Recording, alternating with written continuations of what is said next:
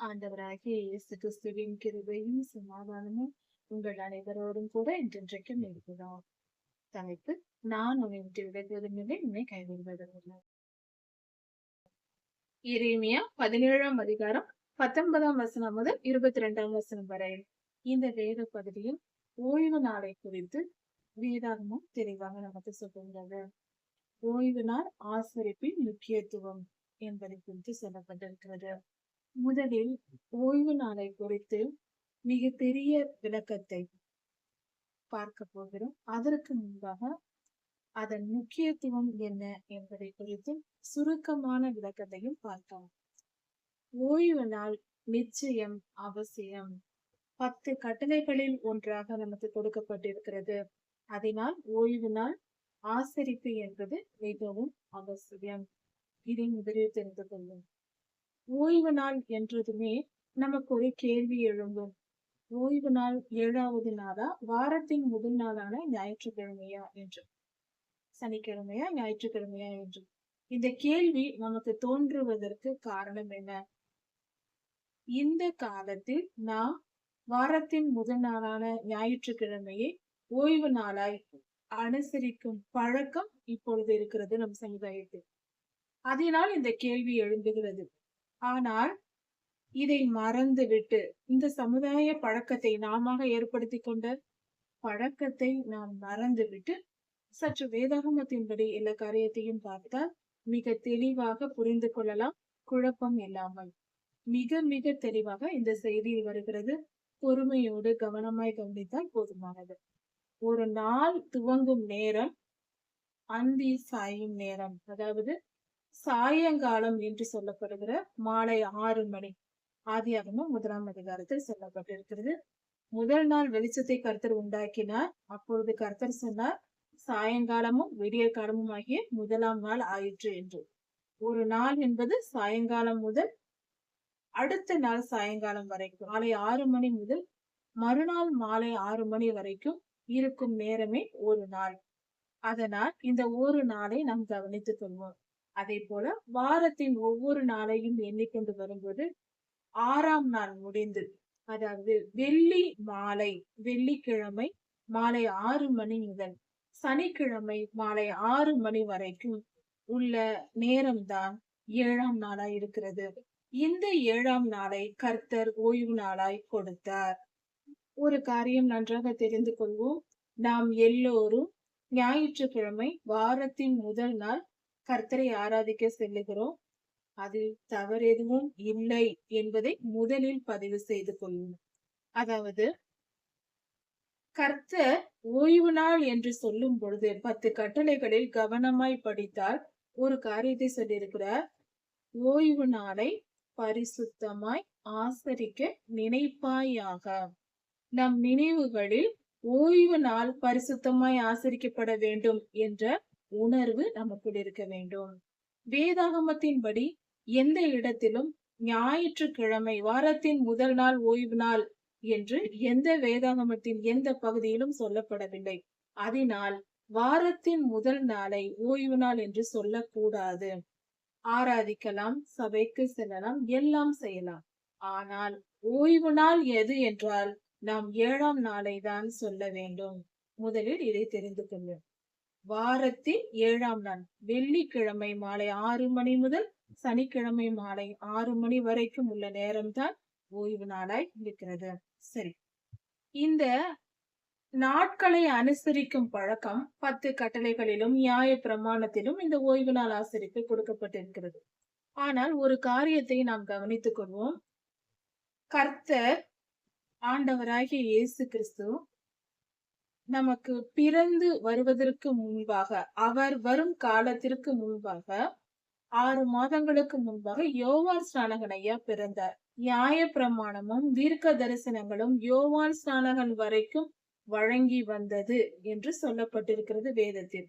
அதன்படி பார்க்கும்போது நியாய பிரமாண காலம் என்பது யோவான் ஸ்நானகன் ஐயா காலத்தோடு முடிகிறது.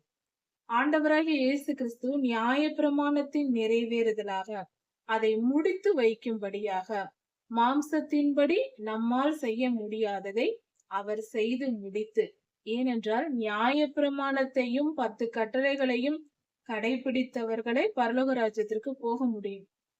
ஆனால் இந்த சட்டத்தை இன்று நமக்கு சொன்னால் நாம் ஒருவரும் பரலோகத்திற்கு போக முடியாது.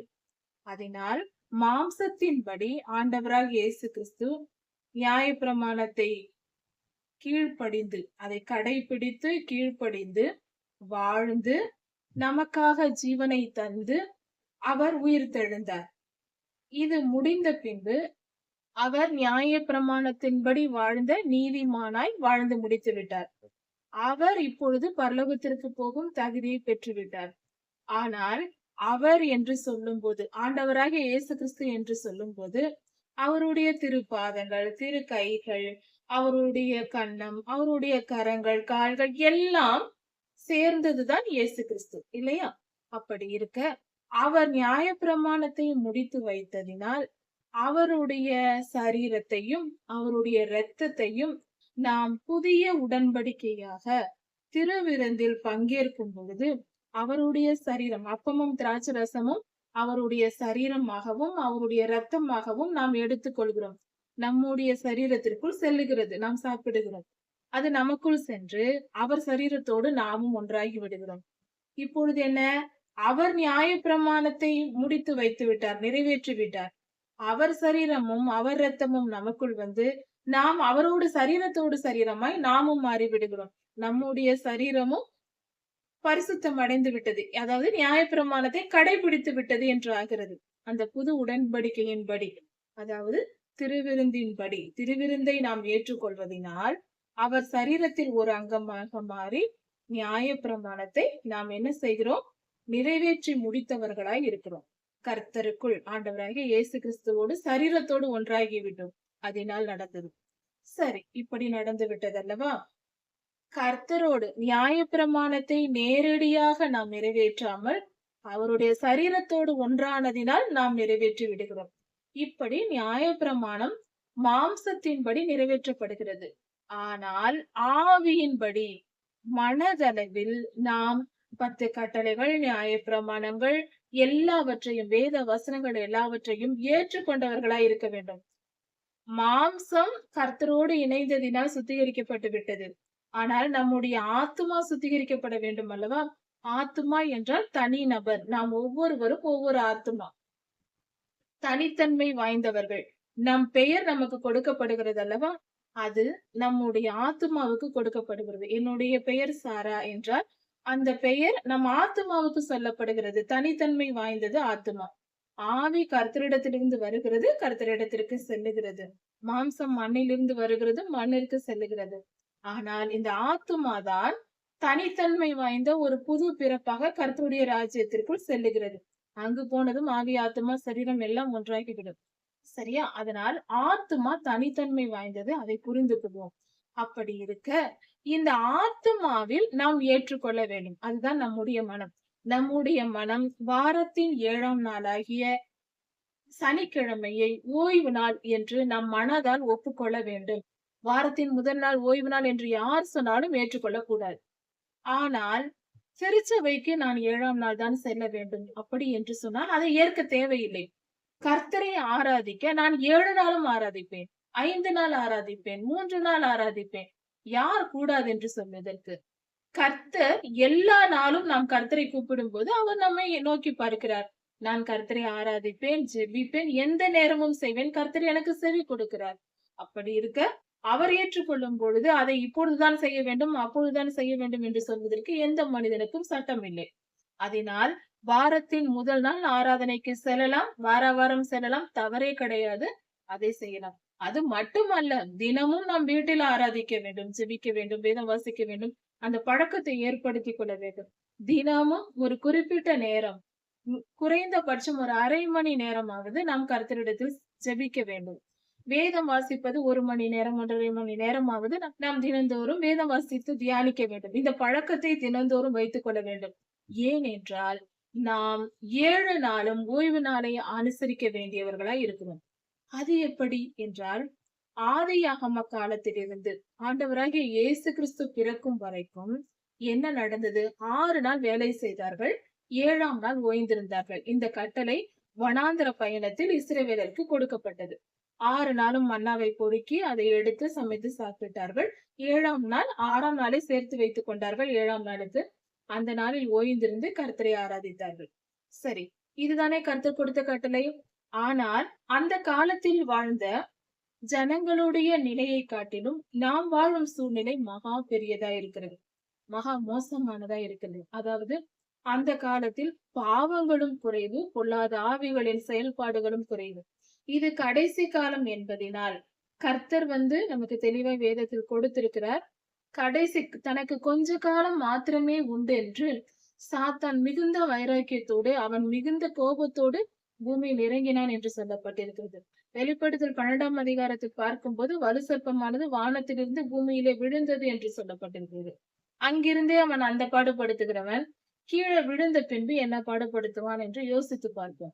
அப்படி என்றால் கடைசி காலத்தில் பொல்லாத ஆவிகளின் செயல்பாடுகள் மகா பெரியதா இருக்கும்.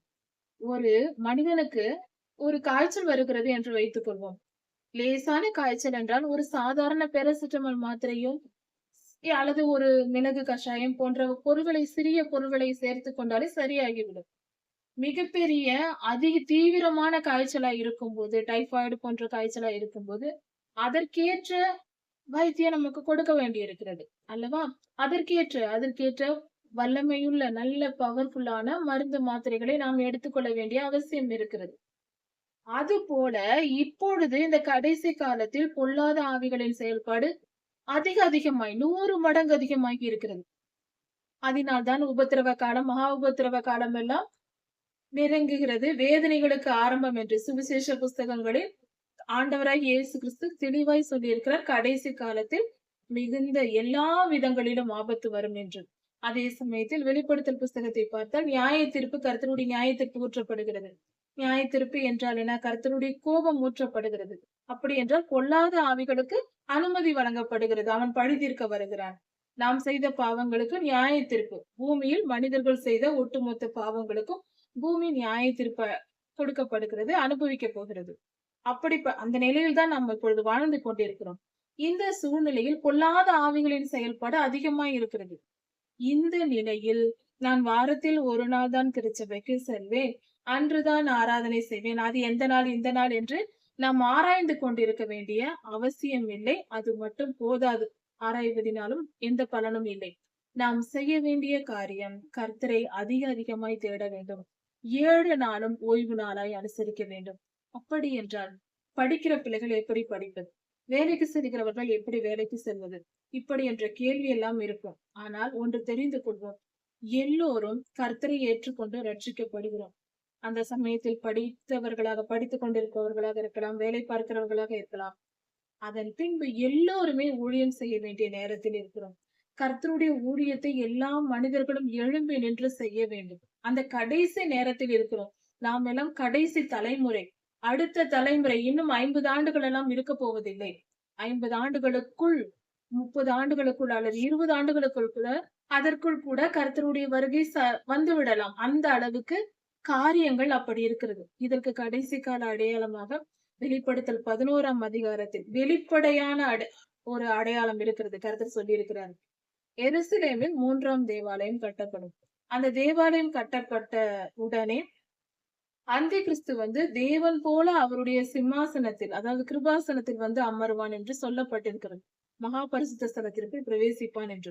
அந்த நேரத்தில் கர்த்தர் வந்து விடுவார். இப்பொழுது இஸ்ரவேல் தேசம் 3ஆம் தேவாலயம் கட்டுவதற்கு 40 வருடங்களாக ஆயத்தப்பட்டு நிற்கிறது. ஆசாரியர்கள் முதல் பலி கொடுக்கும் கன்றுக்குட்டி வரைக்கும் எல்லாம் ஆயத்தமாய் இருக்கிறது. இன்றா நாளையா என்று எல்லாரும் தவித்துக் கொண்டிருக்கிறார்கள். கர்த்தருடைய கட்டளை வரும் வரைக்கும் காத்திருக்கிறார்கள். இன்றா நாளையா என்ற நிலையில் இருக்கிறது. நாம் தான் கடைசி தலைமுறை. அப்படி இருக்க நாமும் நம் பிள்ளைகளுமாய் இருக்கலாம். இன்னும் ஒரு 50 வருடத்திற்கு, அதாவது 50 வருடம் எல்லாம் இருப்பதற்கு கூட வாய்ப்பில்லை. நாம் கர்த்தருடைய வருகை துல்லியமாக இந்த நாள் அந்த நாள் என்று துல்லியமாக நாம் சொல்ல முடியாது, சொல்லக்கூடாது. அது கர்த்தர் ஒருவரே அறிந்தவர். அப்படி இருக்க மிக சமீபம் என்பதற்கு இந்த அடையாளங்கள் நமக்கு தெரிகிறது. இப்படிப்பட்ட நேரத்தில் பொல்லாத ஆவிகளின் செயல்பாடு பயங்கரமாய் இருக்கிறது. அப்படி இருக்க நாம் எந்த அளவுக்கு முழு நேரமும் ஜெப நிலையில் இருப்பதுதான். ஜெப நிலையில் இருப்பதென்றால் படிக்கிறவர்கள் படிக்கலாம், வேலைக்கு செல்கிறவர்கள் வேலைக்கு செல்லலாம். ஆனால் நம் நினைவுகள் எப்பொழுதும் கர்த்தரோடு ஐக்கியப்பட்டிருக்க வேண்டும். நாம் எந்த செயலை செய்தாலும் கர்த்தரை நினைத்துக் கொண்டே செய்ய வேண்டும். ஒரு உதாரணம் பார்க்கலாம். நாம் ஒரு அடுத்த வாரத்தில் நம்முடைய நெருங்கிய உறவினர் திருமணத்திற்கு செல்கிறோம் என்றால், இந்த வாரத்திலிருந்தே நாம் என்ன செய்வோம்? வேலைக்கு செல்கிறவர்கள் வேலை செய்வார்கள். எல்லா வேலையும் நாம் செய்து கொண்டிருப்போம். ஆனால் நம் மனதில் அடுத்த வாரம் செல்லும் திருமணத்திற்கான ஆயத்தத்தை பற்றியே நினைத்துக் கொண்டிருப்போம். நம் சிந்தனை அதிலேயே இருக்கும். அன்றாட காரியங்களை நாம் செய்து கொண்டிருந்தாலும், நம்முடைய சிந்தனை நம் திருமணத்திற்கு வெளியூர் செல்லுகிறோம் அல்லவா? அதையே நினைத்துக் கொண்டிருப்போம். அதற்கான ஆயத்தங்களை செய்து கொண்டே இருப்போம். அது போலதான் அது போலதான் நாமும் இப்பொழுது ஆயத்தப்பட வேண்டியவர்களா இருக்கிறோம். அன்றாட காரியங்களை வேலைக்கு செல்வது, படிப்பது, எந்த காரியமா இருந்தாலும் செய்து கொண்டே இருக்கலாம். ஆனால் நம் நினைவுகள் கர்த்தருடைய ஆயத்தத்தில் அதுதான் அடித்தளமா இருக்க வேண்டும். கர்த்தருடைய வருகைக்கு ஆயத்தப்படுவது. இப்படி அதற்கு ஆயத்தப்பட்டு நாம் நெருங்கிக் கொண்டே இருக்க வேண்டும். இந்த நேரத்தில் 7 நாளும் நமக்கு ஓய்வு நாள் தான். ஏனென்றால் ஆண்டவராகிய இயேசு கிறிஸ்து நியாயப்பிரமாணத்தை ஏனென்றால் ஆண்டவராகிய இயேசு கிறிஸ்துவினால் நாம் ரட்சிக்கப்பட்டு நம் பாவங்கள் மன்னிக்கப்பட்டு விட்டது. இப்பொழுது நாம் சரீரத்தின்படி நம்முடைய ஆவியை கர்த்தர் சுத்திகரித்து விட்டார். அவருடைய இரத்தத்தினால் கழுவப்பட்டு விட்டோம் ரட்சிக்கப்பட்டவர்கள் எல்லோரும். ஆண்டவராகிய இயேசு கிறிஸ்துவை ஏற்றுக்கொண்டவர்கள் பரிசுத்தமாக்கப்பட்டு விட்டோம் ஆவியின்படி. ஆனால் ஆத்துமா சரீரம் கரைதிரைகள் இருக்கலாம். ஆவி சுத்திகரிக்கப்பட்டு விட்டது. அப்படி என்றால் கர்த்தர் நம்மை பார்க்கும் போது நாம் பரிசுத்தவானாக தான் கர்த்தருக்கு தெரியும். இந்த நிலையில் நாம் இளைப்பாறுதலுக்குள் நாம் பிரவேசித்து விட்டோம். கர்த்தருடைய ஓய்வு நாள் என்றால் இளைப்பாறுதலின் நாள். அந்த இளைப்பாறுதல் நமக்கு கிடைத்து விட்டது. அப்படி என்றால் 7 நாளும் நம் வாழ்நாள் முழுவதும் நமக்கு ஓய்வுதான். ஓய்வு என்றால் என்ன? ஹாலிடே ஹாலிடே என்று சொல்லுகிறோம். ஆனால் அதன் உண்மையான அர்த்தம் ஹோலிடே. அப்படி என்றால் புனிதமான நாள், பரிசுத்தமான நாள். பரிசுத்தமாய் ஆசரிக்க நினைப்பாயாக என்று ஓய்வு நாளை குறித்து கர்த்தர் கட்டளை கொடுத்தார் அல்லவா? அதனால் அதை ஹோலிடே என்று இஸ்ரவேலர்கள் சொன்னார்கள். அதை தான் ஆங்கிலத்தில் நாம் ஹாலிடே என்று சொல்லுகிறோம். இப்படி இருக்க 7 நாளும் நம் வாழ்க்கை முழுவதும் நாம் ஓய்வு நாளுக்குள் பிரவேசித்தாயிற்று. இப்பொழுது நம்முடைய சொந்த வாழ்க்கை, நான் பணம் சம்பாதித்தேன், நிலங்களை வாங்க வேண்டும், நகைகளை வாங்க வேண்டும், என் பிள்ளைகளுக்கு பணம் சேர்க்க வேண்டும், என் சந்ததிக்கு சொத்து சேர்க்க வேண்டும் என்று வாழ்கிற காலம் அல்ல. அப்படி செய்தால் அதனால் பிரயோஜனம் ஒன்றும் இல்லை. சீக்கிரத்தில் ஆண்டவர் வரப்போகிறார். அப்பொழுது நம்முடைய சம்பாத்தியமும் சொத்தையும் நாம் எடுத்துக்கொண்டு போக போவதில்லை கர்த்தருடைய வருகை நாளுக்கு. அதற்கு முன்பாகவே உபத்திரவ காலம் வரப்போகிறது. அந்தி கிறிஸ்து வந்து துன்பப்படுத்த போகிறான். எந்த மூலையில் எங்கு நம்மை விரட்டி அடிக்கிறானோ, நாம் எந்தெந்த ஊருக்கு செல்லுகிறோமோ அலைகிறோமோ தெரியாது. அப்படிப்பட்ட நிலையெல்லாம் வரும். அப்படி இருக்க நாம் எதை சேர்த்து எங்கு வைத்து எந்த சம்பத்தை வைத்து, அதாவது பணம் அதிகமாய் சேர்த்து வைக்கிறோம் என்றால் அந்த பணத்தை எடுப்பதற்கு நாம் பேங்கில் இருக்கிற பணத்தை நாம் செலவு செய்ய வேண்டும். விற்கவோ வாங்கவோ வேண்டும் என்றால் முத்திரை பெற வேண்டும் என்று அந்தி கிறிஸ்து சொல்லுவான். அந்த முத்திரை சாத்தானுடைய முத்திரை. அதை நாம் வைத்துக் கொள்ளக்கூடாது. RFID சிப் வைக்க கூடாது. அப்படி இருக்க அதற்கு முன்பே நாம் சேர்த்து வைக்கும் பணத்தை பயன்படுத்த முடியாத நிலை ஆகும். எதற்கு இதை சேர்த்து வைக்க வேண்டும்? அன்றாட காரியங்கள், நம்முடைய உணவுக்கும் உடைக்கும் நம்முடைய தேவைகளுக்கு சம்பாதித்து செலவழித்தால் போதுமானது. அப்படிப்பட்ட நிலையில் தான் நாம் இன்று இருக்கிறோம். காலத்தை புரிந்து கொள்பவர்களுக்கு பெயர் விவேகி என்று சொல்லும். இந்த காலம் அப்படிப்பட்ட காலம். நாம் அடுத்த தலைமுறை, அடுத்த வருடம், என்னுடைய பிற்காலம், இப்படிப்பட்ட வார்த்தைகளுக்கு இனி இடமில்லை. இந்த நாள் இப்படி இருக்கிறது, நாளை என்ன நடக்கும் என்று தெரியாது. இஸ்ரவேலில் ஆலயம் கட்டப்பட்டு விட்டால் 3.5 வருடம் தான் ரகசிய வருகை. அடுத்தது அந்த ரகசிய வருகை என்றால் எடுத்துக் கொள்ளப்படுதல் நடக்கும். தேவாலயம் கட்டப்பட்டு 3.5 வருடத்தில் ரகசிய வருகையை கர்த்தர் எடுத்துக் கொள்வார். அந்த காலத்திற்குள் நாம் போக போகிறோம். எதற்கு பணம் பொருள் சேர்த்து வைத்துக் கொண்டு நேரத்தை வீணடித்துக் கொண்டு? கர்த்தருடைய வருகைக்கு ஆயத்தப்பட நாம் பரிசுத்தமாக வேண்டும். ஆத்துமாக்கள், நம்மை போன்ற மனிதர்கள் எத்தனை பேரை நம் கண்களால் தினந்தோறும் பார்க்கிறோம். அவர்களுக்கெல்லாம் நாம் கடனாளிகளாய் இருக்கிறோம். கர்த்தருடைய அன்பை எடுத்து சொல்லி அவர்களை பரிசுத்த பாதையில் வழி நடத்தி அவர்களை கர்த்தருடைய ராஜ்யத்தில் சேர்க்க வேண்டாமா? நாம் திடீரென்று நாம் சாதாரணமாக நடந்து சென்று கொண்டிருக்கிறோம். ஒரு கிணற்றில் யாராவது விழுந்து விட்டால் நம்ம என்ன செய்வோம்? உடனே ஓடி போய் அவர்களை காப்பாற்ற முயற்சி செய்வோம் அல்லவா? அதுதானே மனித இயல்பு. மனிதன் என்றால் அதுதானே. ஐயோ, அவர்களை காப்பாற்ற வேண்டும், நமக்கு நீச்சல் தெரியவில்லை என்றாலும் யாரையாவது அழைப்போம், எப்படியாவது காப்பாற்ற முயற்சி செய்வோம். அப்படி செய்தால்தான் நாம் மனிதர்கள். அப்படிப்பட்ட ஒரு குழியில் விழுந்தால் அவர்கள் உயிர்தான் போகும். அதற்கே நாம் அவ்வளவு துடித்து போவோம்.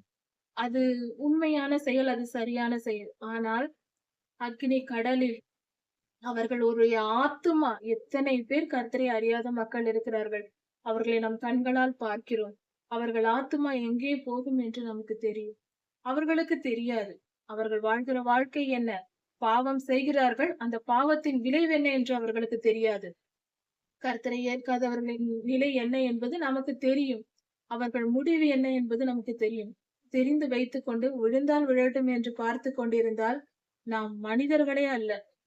கர்த்தர் நம்மை எப்படி பார்க்கிறார்? முழு அன்போடு இரு என்று சொல்லுகிறார். முழு அன்போடு நம் அன்புள்ளவர்களா இருக்க வேண்டும் என்பது கர்த்தருடைய விருப்பம். ஆனால் நம் சாதாரண மனிதனுக்காக கூட இல்லாதவர்களாய் போய்விடுவோம் அல்லவா? யார் எப்படி வேண்டுமென்றாலும் போகட்டும், நான் என் குடும்பம் என் வாழ்க்கை என்று நாம் ஓடலாமா? குடும்பம் குடும்பம் என்று தன் வீட்டை பற்றியே நினைத்துக் கொண்டிருந்தால் மற்றவர்களை யார் காப்பாற்றுவது? நம்மை கர்த்தர் அறிந்து வைத்திருக்கிறார் அல்லவா? நம்மை தெரிந்து கொண்டார், நமக்கு தம்மை வெளிப்படுத்தினார், அக்னி கடலிலிருந்து நம்மை காப்பாற்றும்படி ரட்சிக்கப்பட்டிருக்கிறோம் அல்லவா? கர்த்தர் நம் மேல் காட்டின அந்த அன்பை நாம் மற்றவர்களிடத்தில் காட்ட வேண்டாமா? நன்றி கெட்டவர்களாய் நாம் இருக்கலாமா? யோசித்து பார்ப்போம். ஆத்தும ஆதாயத்தை நாம் நினைத்து பார்க்க வேண்டும் அல்லவா? அப்படிப்பட்ட கடைசி காலத்தில் நாம் இருக்கிறோம். எல்லோருக்கும் கர்த்தருடைய அன்பு வெளிப்பட வேண்டும். அவர்களுக்கு சொல்லப்பட வேண்டும். அவர்களும் மனம் திரும்பி கர்த்தரை ஏற்றுக்கொள்ள வேண்டும். அதற்கு நம்மாலான எல்லா காரியத்தையும் செய்ய வேண்டும். நோவாயா 100 வருடம் நீதியை குறித்து பிரசங்கித்தார். அவர்கள் கேட்டாலும் கேட்காவிட்டாலும் ஐயா பிரசங்கித்தார். அது அவருடைய கடமையா இருக்கிறது. அதனால்தான் அவர் நீதிமான், உத்தமன். அது போல நாம் செய்ய வேண்டாமா? யோசித்து பார்ப்போம். ஓய்வு என்றால் கர்த்தருக்கு ஊழியம் செய்கிற ஆசாரிய பணியை செய்வது, கர்த்தருடைய பிள்ளைகளாய் வாழ்வது. அதை நாம் யோசித்து பார்ப்போம். இந்த இடத்தில் நாம் ஓய்வு நாளை குறித்து இன்னும் சில காரியங்களை பார்க்க வேண்டும். 7ஆம் நாள் ஓய்வு நாள் தான் என்று சொல்லப்பட்டு விட்டது. அதை நாம் புரிந்து கொண்டோம். ஆனால் ஒரு காரியத்தை கவனிக்க வேண்டும். கர்த்தரை, ஆண்டவராகிய இயேசு கிறிஸ்துவை சிலுவையில் அறைவதற்கு அன்று பரிசேயரும் சதுசேயரும் சொன்ன காரணம் என்ன? ஓய்வு நாளை அவர் ஆசரிக்கவில்லை என்று. இந்த ஓய்வு நாள் ஆசரிக்கவில்லை என்ற காரணம் சொல்லிதான் அவரை சிலுவைக்கு ஒப்பு கொடுத்தார்கள். இன்னும் சில காரியங்கள் சொன்னார்கள். இருக்கட்டும். ஆனால் ஒன்றை யோசிப்போம். அதே ஓய்வு நாளை குறித்தான பிரச்சனை இந்த காலத்திலும் நடக்கிறது. சில கூட்டத்தார், சில பொல்லாத மனிதர்கள், பொல்லாத ஆவியினால் வழிநடத்தப்படுகிற தீமையான மனிதர்கள், கிறிஸ்தவர்கள் என்று தங்களை சொல்லிக் கொள்கிறார்கள். அவர்கள் ஆண்டவராகிய இயேசு கிறிஸ்துவை அவர் கர்த்தர் அல்ல, அவர் ஒரு தூதர் என்று சொல்லுவார்கள். 7ஆம் நாள் தான் ஓய்வு நாள், அதை அனுசரிக்க வேண்டும். 7ஆம் நாளில் நாங்கள் கர்த்தரை ஆராதிக்க மாட்டார்கள், கூடுகிறோம், மீட்டிங் வைக்கிறோம் என்று சொல்லுவார்கள். ஓய்வு நாள் தான் 7ஆம் நாள் என்று அந்த ஒரு காரணத்தை வைத்துக் கொண்டு எல்லாவித பாவங்களையும் செய்ய வைத்து ஜனங்களை வழி தப்பி போக பண்ணுகிற ஓய்வு நாளை அவர்கள் விக்கிரகமாக்கி விடுகிறார்கள். இது மகா பெரிய தவறு. 7ஆம் நாள் ஓய்வு நாள் தான், இருக்கட்டும், ஆராதனை செய்கிறோம். ஆனால் அவர்கள் ஆராதனை செய்ய மாட்டார்கள். இப்படிப்பட்ட தவறான உபதேசம், யெகோவா என்னும் தேவனுடைய நாமத்தை வைத்துக் கொண்டு அவர்கள் இப்படி தவறாக செயல்படுகிறார்கள். கர்த்தருடைய நாமத்தை, பிதாவாகிய தேவனுடைய நாமத்தை தவறாய் பயன்படுத்துகிறார்கள். அதனால் அப்படிப்பட்டவர்களின் வஞ்சகத்தில் விழக்கூடாது. யாராவது ஞாயிற்றுக்கிழமைக்கு ஆராதனைக்கு செல்லாதே என்றால் நான் 7 நாளும் போவேன், உன்னை யார் கேட்க சொன்னது என்று சொல்லிவிட்டு போய்விட வேண்டும். ஆண்டவராகிய இயேசு கிறிஸ்துவை மறுதலிக்க கர்த்தர் அல்ல, அவர் தேவன் அல்ல என்று மறுதலிக்கிறவர்கள் யாராயிருந்தாலும் அவர்கள் அந்தி கிறிஸ்துவின் ஆவியை பெற்றவர்களாய் இருக்கிறார்கள். தெளிவாய் இருந்து கொள்ள வேண்டும். யெகோவாகிய தேவன் அவருடைய நாமம்தான். ஆனால் அவர்தான் குமாரன். பிதா, குமாரன், பரிசுத்த ஆவியானவர் திரித்துவ தேவனாயிருக்கிறார். அதை முழுமையாய் ஏற்றுக்கொண்டு புரிந்து கொள்ள வேண்டும். அவர் ஒருவர்தான். என்னை பொறுத்த வரைக்கும் அவர் ஒருவர்தான். ஆண்டவராகிய இயேசு கிறிஸ்து தெய்வம் அல்ல, அவர் தூதர் என்று சொல்லுவார்கள். அப்படிப்பட்டவர்களிடத்தில் முகம் கொடுத்து பேசக்கூடாது. நன்றாய் இருக்கிறீர்களா என்று கேட்கக்கூடாது. அவர்களுக்கு வாழ்த்துதல் சொல்லாதீர் என்று யோவான் புஸ்தகத்தில் இருக்கிறது. அப்படிப்பட்டவர்களை ஏற்றுக்கொள்ளக் கூடாது. அவர்களுக்கு வாழ்த்துதல் சொல்லக்கூடாது. குட் மார்னிங் சொல்வது அல்லது நன்றாய் இருக்கிறீர்களா என்று விசாரிப்பது, இதை கூட செய்யக்கூடாது என்று வேதம் எச்சரிக்கிறது. வெளிப்படுத்தலுக்கு முன்பான யோவான் புஸ்தகத்தில் தெளிவாய் சொல்லப்பட்டிருக்கிறது. இன்னும் பல இடங்களில் சொல்லப்பட்டிருக்கிறது. அப்படிப்பட்டவர்கள் அந்தி கிறிஸ்துவின் ஆவியா இருக்கிறார்கள். இந்த ஓய்வு நாள் என்ற வார்த்தையை பயன்படுத்திக் கொண்டு பல தவறுகளை செய்து பாவ வழியில் ஜனங்களை நடத்துகிறவர்களாய் இருக்கிறார்கள். தயவு செய்து அப்படிப்பட்ட காரியங்களுக்கு விலகி இருங்கள். அப்படிப்பட்ட ஜனங்களிடத்திலும் அவர்களுடைய செயல்களிடத்திலும் சேரக்கூடாது. விலகி விட வேண்டும். அப்படிப்பட்ட மனிதர்களிடமே சேரக்கூடாது. ஓய்வு நாள் எது என்றால் வாரத்தின் 7ஆம் நாள் ஓய்வு நாள். ஆராதனை செய்வது எந்த நாள் என்றால் எல்லா நாளிலும் நாங்கள் ஆராதிப்போம். அவ்வளவுதான். இதுதான் சரியான மனநிலை. அதை முதலில் புரிந்து கொள்வோம். இன்னும் சொல்ல போனால் 10 கட்டளைகளில் கர்த்தர் நமக்கு சொல்லி இருப்பதே, அதாவது ஓய்வு நாளை பரிசுத்தமாய் ஆசரிக்க நினைப்பாயாக. நாம் 7 நாளும் பரிசுத்தமாய் நினைத்தால் கர்த்தருக்கு ஊழியம் செய்ய வேண்டும், பரிசுத்தமாய் வாழ வேண்டும் என்று சொன்னார். அப்பா வேண்டாம் என்றால் சொல்லுவார்? 6 நாளும் நீ பாவம் செய் என்று சொல்லி இருக்கிறாரா? 7ஆம் நாளாவது பரிசுத்தமாய் வாசரிக்க நினைப்பாயாக என்று அந்த காலத்தில் சொன்னார். கர்த்தாவே நான் 7 நாளும் பரிசுத்தமாய் வாழ்கிறேன் என்று ஆசாரியர்கள் எந்த வேலையும் பார்க்காமல் கர்த்தருடைய சன்னதியில் நின்று தேவாலயத்தில் பணி புரிந்தார்கள். எல்லோரும் நாம் அப்படி இருந்தால் 7 நாளும் ஆசாரியர்கள் அந்த காலத்தில் ஓய்வு நாளை தானே அனுசரித்தார்கள். அவர்கள் வேலை செய்து சாப்பிடவில்லையே, உழைத்து சாப்பிடவில்லையே, பலி செலுத்துவதில் பங்கெடுத்துதான் அதை சாப்பிட்டார்கள். ஆசாரியர்களுக்கு 7 நாளும் ஓய்வு நாள் தான் அந்த காலத்திலேயே இருந்திருக்கிறது. அப்படி என்றால் இந்த காலத்தில் நாங்கள் ஆசாரியர்கள், நம்மை ராஜாக்களும் ஆசாரியர்களுமாக தான் கர்த்தர் உருவாக்கி இருக்கிறார். அப்படி இருக்க நமக்கு 7 நாளும் ஓய்வு நாள் தான். அப்படி இருக்க நாம் ஏன் இந்த பிரச்சனைகளுக்குள் போக வேண்டும்? வீணான குழப்பங்கள் தேவையில்லை. மிக தெளிவாய் புரிந்து கொள்வோம். 7ஆம் நாள் வெள்ளி இரவு 6 மணி முதல் சனி இரவு 6 மணி வரைக்கும், சனிக்கிழமை மாலை 6 மணி வரைக்கும் ஓய்வு நாளா இருக்கிறது. அதை நான் ஓய்வு நாள் என்று விசுவாசிக்கிறேன், அறிக்கை செய்கிறேன். அதே சமயத்தில் கர்த்தரை ஆராதிப்பதும், திருச்சபைக்கு செல்வதும், திருச்சபை ஒழுங்குகளில் கடைபிடிப்பதும் எல்லா நாளும் செய்வேன். எந்த நாள் வேண்டுமென்றாலும் செய்வேன். அதை கர்த்தரை ஏற்றுக்கொள்கிறார். அதில் எந்த மாற்று கருத்தும் இல்லை. நாம் எதையும் மாற்ற தேவையில்லை. அதை தெரிந்து கொள்வோம். இது ஒரு வஞ்சகம், சாத்தானின் வஞ்சகம் தான்.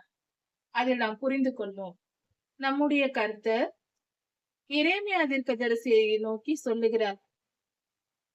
கூப்பிட்டு கர்த்தர் பேசுகிறார். எரேமியா தீர்க்கதரிசி ஐயாவிடம் பேசுகிறார். அதாவது என் ஜனங்களிடத்தில் போய் சொல், ஜனங்கள் வரத்தும் போக்குமாய் இருக்கிற எருசலேமின் எல்லா வாசல்களிலும் போய் நின்று சொல் என்று கர்த்தர் சொல்லுகிறார். எருசலேமில் இருக்கிற எல்லா வாசல்களிலும் எரேமியா போய் நின்று சொல்லிவிட்டு வர வேண்டும் என்று சொல்லுகிறார். அது என்ன வார்த்தை?